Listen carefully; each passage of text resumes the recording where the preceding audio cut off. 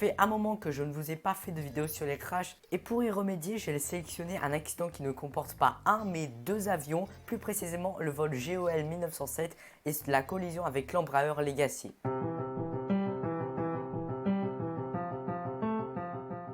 Nous sommes le 26 septembre 2006 et un Boeing 737 du vol GOL 1907 décolle de Manaus direction Brasilia.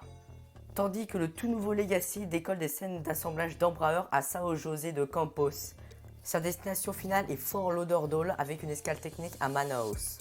Durant le vol, le jet volait à 37 000 pieds au lieu de 36 000 et les pilotes ont malencontreusement désactivé le transpondeur, donc le TCAS qui permet de prévenir de la présence d'autres avions. Sans parler du fait que les communications radio sont erronées dans la région, certains parlaient même de trous noirs au milieu de l'Amazonie avec des couvertures radio insuffisantes et des coupures fréquentes. Ce qui devait arriver arriva, les deux avions se retrouvent face à face à la même altitude et finissent par se percuter au niveau des ailes.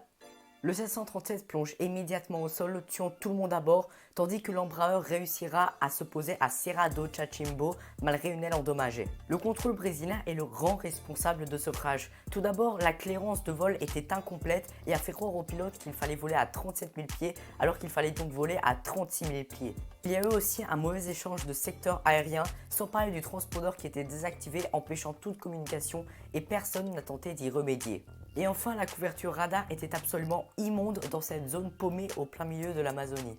Mais les pilotes de l'Embraer sont aussi en partie responsables. Ils n'ont pas bien préparé leur vol, n'ont pas confirmé leur altitude et surtout ont désactivé accidentellement le transpondeur, ce qui a empêché le contrôle de réagir et aux deux avions de se détecter mutuellement. L'armée a commencé les recherches en hélicoptère le lendemain, ont confirmé qu'il n'y avait aucun survivant dans le 737 et le dernier corps a été retrouvé le 22 novembre. Voilà, cette vidéo est terminée en espérant qu'elle vous ait plu. N'hésitez pas à la partager, la liker et vous abonner. Et en attendant, je vous dis à très bientôt.